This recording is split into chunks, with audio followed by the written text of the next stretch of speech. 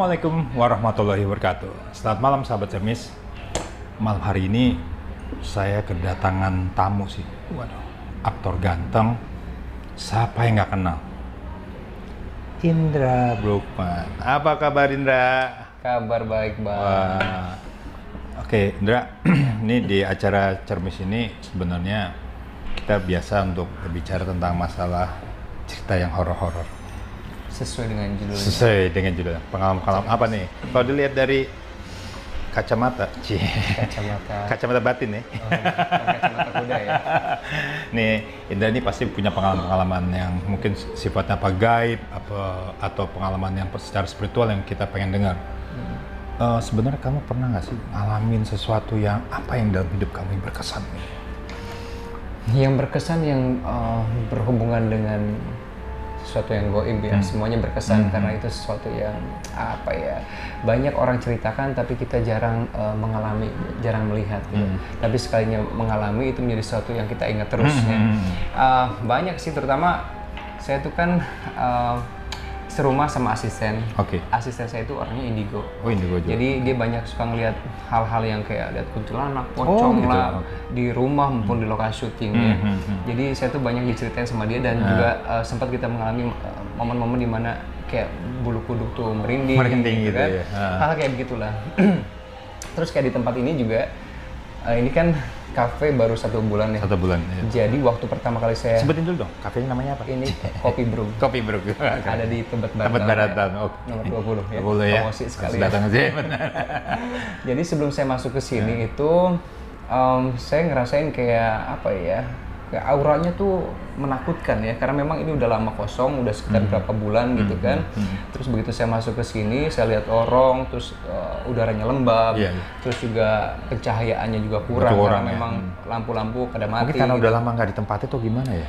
Mungkin itu bisa jadi ya. Terus kayak saya masuk lorong pun kayak merindingnya gitu. Tuh yang nggak bisa, itu kan sesuatu yang kita nggak bisa dibuat-buat ya. Bisa dibuat-buat ya. Jadi memang merinding, tapi untungnya ya karena saya udah banyak mengalami hal-hal kayak begitu ya, saya berdoa menurut apa yang saya percaya dan keyakinan saya gitu kan. Terus ada juga di momen dimana saya pernah main ke rumah temen malam-malam, terus ngobrol-ngobrol, akhirnya ngomongin soal masalah goib. Terus dia bilang di tempat ini juga ada, di kolam renang sana dibilang dikasih tahu ya bahwa di kolam renang ada apa. Cuma karena saya agak sedikit orangnya nantang gitu kan, dalam hati padahal cuma kuntilanak doang gitu kan. Gitu. Akhirnya saya terima telepon sambil saya jalan ke tempat kolam renang yang dituduhin ada kuntilanak itu kan. Saya ini aja telepon-teleponan aja. Udah gitu, udah lanjut ngobrol lagi sama teman. Pulang ke rumah itu jam 2. Pas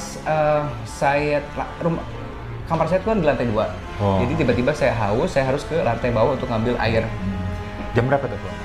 Jam 2:30 pagi. Jam 2:30 pagi, terus tiba-tiba pas saya di tangga yang terakhir paling bawah, saya ngerasain kayak badan saya tuh kayak ditabrak. Setengah badan saya itu perasaannya ditabrak tuh kan kayak ada angin atau apa gitu ya? Nggak ada angin, cuman badan saya setengah tuh panas.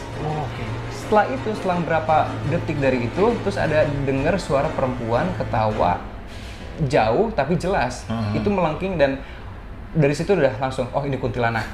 Suaranya. Ini jangan-jangan kuntilanak yang tadi di kolam renang di rumah teman. Dengarnya jauh atau dekat tuh? Kayaknya. Jauh tapi jelas. Di dalam jelas. Oh, itu Jadi berarti dekat tuh, Indra.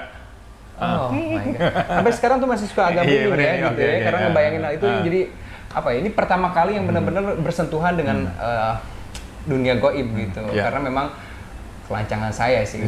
Kayak menantang nih, kayak dia tahu juga, mau tahu gue. Padahal cuma dalam hati loh ya. Saya nggak ngomongin gitu. Cuma dalam hati, paling cuma kuntilanak doang. Gitu. Abis itu saya langsung lari lagi ke atas ke kamar. Di situ saya baru ngerasain yang namanya panik. Panik tuh saya tahu saya harus berdoa, saya tahu doa apa yang harus saya ucapin, tapi nggak keluar dari mulut. Dan nggak inget. Jadi kayak blank gitu. Kayak blank gitu. Jadi selama berapa menit tuh, gue tuh harus baca Anas, gue tuh harus baca ini, baca ini. Udah tahu sebenarnya bacaannya. Tapi nggak keluar dari mulut gitu. Itu yang baru pertama kali yang ngerasain namanya panik, bener-bener panik. Gitu. Udah gitu, selang berapa menit dari situ, kedengaran lagi suara ada gelas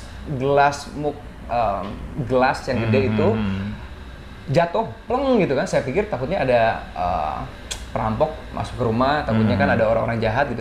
Saya coba beraniin lagi keluar dari kamar, turun lagi gitu. Tapi saya lihat kok nggak ada yang pecah, nggak ada apa segala macam. Oh mungkin si Kunti itu tadi. Jadi sebenarnya pada dalam hati ya. Tapi kayaknya dia bisa membaca hati kita ya. Iya, mungkin ya. Bisa jadi ya. Itu pengalaman yang nggak pernah terlupakan. Dan kayaknya melengkingnya tuh sampai kayak gitu kayak sampai masuk ke dalam apa ya? Soul juga mungkin ya. Jadi kayak apa ya? Selama ini nggak pernah cuma dengar suara kuntilanak itu dari film-film misteri ya. Dan itu persis seperti yang ada dalam film. Melengkingnya, ketawanya gitu, jauh tapi jelas banget. Gitu. Jadi kayak di sini banget gitu loh sebelah ini. Dan panas, bener-bener panas sebelah setengah badan. Iya, jadi kalau di dalam dunia seperti itu, mereka sebenarnya lebih dekat. Tapi dia kena. Beda kalau cuma dekat tapi kayaknya jauh. Kalau itu memang dekat. Karena apa? Kayak orang begini, gua ada nih. Tapi di sini. Gitu. Oke. Tapi setelah itu ada nggak sih sebenarnya pengalaman-pengalaman lagi gitu ya? Kadang-kadang kalau kayak di kantor ini perasaannya kayak merasakan, tahu nggak? Original ada penunggunya, ada sini ada penunggunya di kafe ini. Sebenarnya insting ke arah sana itu ada ya, cuma saya nggak terlalu yang mau mendalami karena takutnya saya juga nggak ada teman untuk ngobrol bahwa apakah ini benar atau enggak. Kalaupun ada, pasti mereka akan bilang udahlah nggak usah dipikirin. Gitu. Cuman kalau kayak ngerasain, di sini ada pasti ya, karena insting cukup kuat untuk bisa ngerasain hal kayak begitu. Itu kalau selama syuting ya dulu ya, kan Indah pernah ngalamin waktu syuting di outdoor, itu pernah nggak ngalamin sesuatu? Oh pernah, ini kejadian yang lumayan seru juga. Jadi waktu itu saya syuting di daerah Jalan Jaksa. Jalan Jaksa, di situ syutingnya di dekat musola. Saya tuh agak sedikit berisik kalau syuting waktu itu, jadi suka ngomongin apalah gitu kan ya, untuk menghalau rasa ngantuk.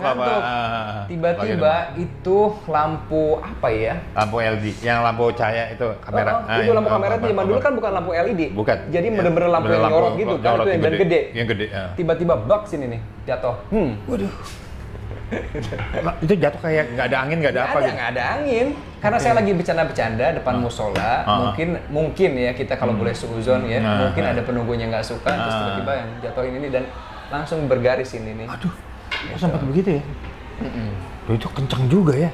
Kencang, orang dari atas itu kan, untungnya ini muka nggak robek ya. Membuat warning kali ya biar saya nggak berisik, karena kan itu musola, udah gitu juga malam-malam, pagi-pagi ya, malam menjelang ke pagi, jam 2. Nah, kalau misalnya, kalau bisa datang ke suatu daerah gitu yang belum pernah kamu datangin, misalnya, ini kayaknya perasaan gua nggak enak, gitu. Pernah nggak sih? Sering lah kayak begitu. Sering. Itu apa tuh yang dirasakan? Kayak ngerasain apa ya, adrenalin kita agak sedikit naik ya gitu. Tapi itu yang membuat saya agak sedikit penasaran gitu. Takut tapi penasaran, pengen tahu ada apa gitu ya. Tidak mengharapkan sesuatu bentuk apa, tapi at least ada apa ya?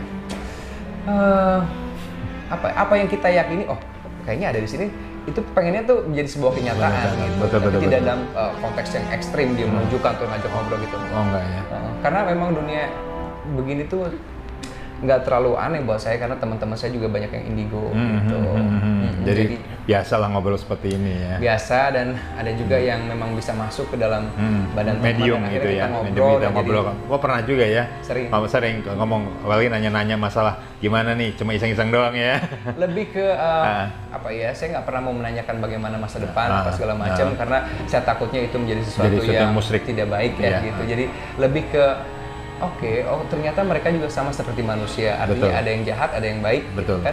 Terus juga ada yang lucu, ada yang menyeramkan, ada yang menyesatkan, ada yang mengharapkan. Jadi ya buat saya, ternyata mereka itu tidak seseram yang seperti kita bayangkan selama ini. Bahwa kehidupan mereka sama seperti manusia. Ada yang mencari pahala, ada yang memang mencari kesesatan. Betul.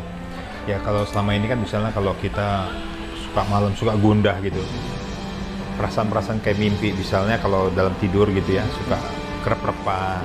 Pernah saya sekali. Pernah tuh. Itu kayak, mau ngapain ini susah? Mau ngapain? Gue mau baca doa. Gitu pernah ya? Pernah.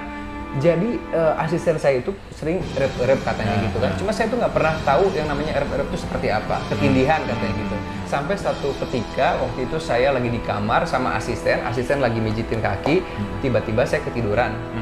Terus dalam tidur itu kok ngerasa kayak ada sesuatu, akhirnya saya pengen bangun, tapi nggak bisa gitu. Kayak susah banget gitu ya. Tapi saya bisa ngelihat bahwa asisten masih ada di samping. Iya, Saya iya. nyebutin nama dia, Ika, tapi kok dia nggak bereaksi. Itu baru saya sadar, oh ternyata mungkin ini yang namanya erep-erep. Dari Erep-erep. situ saya langsung doa. Oh, sempat doa juga gitu Iya, ya. sempat. Tapi memang agak struggle ya berapa second dari itu dan kayaknya itu lama banget. Oh. Kayak Gitu. sempat proses dong ya berarti. Iya, Wah, kayak mau membalikin kita tuh perjuangan gitu ya. Jadi kayak semua badan itu benar-benar dipegangin, kita nggak bisa berontak sama sekali gitu. Oh, oke. Dan apa ya, itu kayak lama prosesnya gitu ya. Oke, untuk oke. kita untuk bisa benar-benar bangun itu. gitu.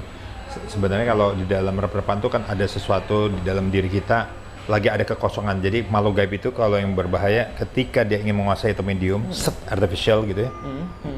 Nah ini yang bahaya. Udah lepas gitu. Tapi kalau kita masih dilindungi Allah, kita masih ya Allah, ya Allah. Dia mau kayak kita mau dicekek gitu, dia nggak bisa nyekek gitu. Dia kayak gitu. Nah cuman kan kita untuk membongkar, lu jangan gitu loh gitu. Baru harus keluar, berontak dari sini. Tapi kalau kita ikutin diem aja gitu. Saya tuh teriak Ika, saya ingat betul gitu ya. Tapi Ika juga nggak bereaksi, saya tahu Ika ada di sebelah. samping gitu. Tapi kok dia nggak nengok pun nggak gitu. Itu yang, Iya. oh ini namanya erep. Rep-repan, iya betul banget. Oke sahabat ganjil, sahabat cermis, bahwa kita tahu dunia kita tidak hanya sendiri.